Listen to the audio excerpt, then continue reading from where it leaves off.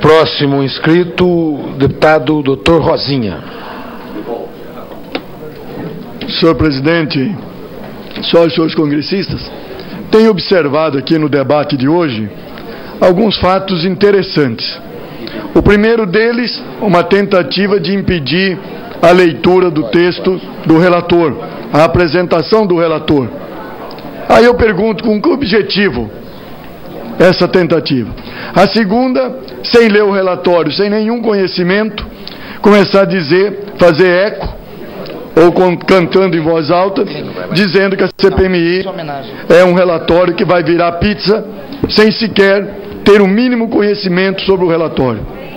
Terceira questão, dizendo que o relator cumpriu as suas atribuições constitucionais, portanto não deveria ser citado no relatório, quando todos nós sabemos que o doutor Gurgel prevaricou, não encaminhou o que devia encaminhar sobre a questão Monte Carlo. Não é retaliação nenhuma, e sim falta de compromisso constitucional. Agiu e cometeu ilegalidades e que deve ser investigados, sim.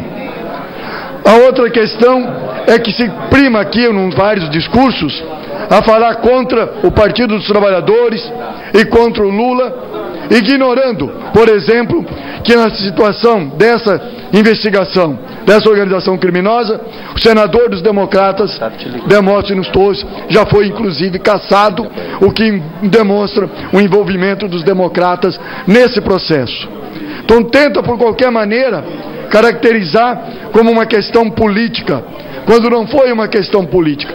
A CPMI foi colocada para investigar uma organização criminosa, e essa investigação criminosa chegou ao governo e ao governador do estado de Goiás, senhor Pirillo, do PSDB.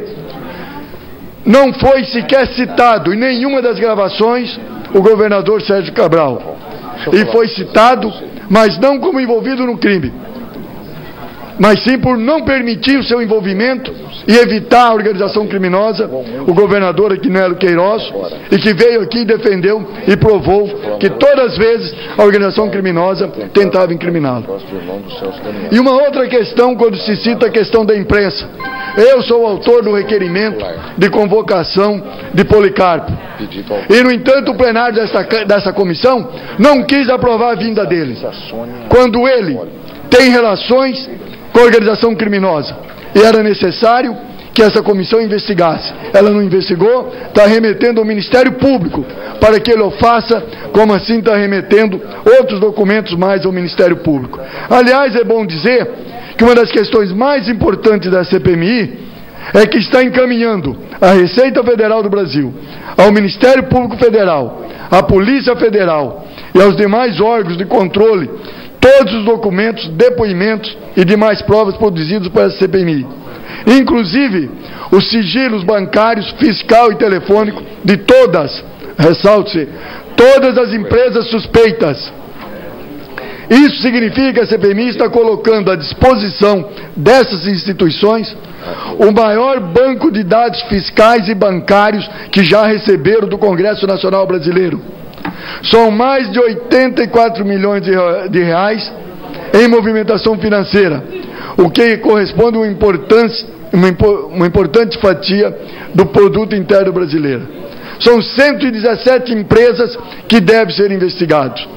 Setores, hoje, como citado, 2 jornalistas que agiram de acordo com a investigação que é necessário ao arrepio da lei.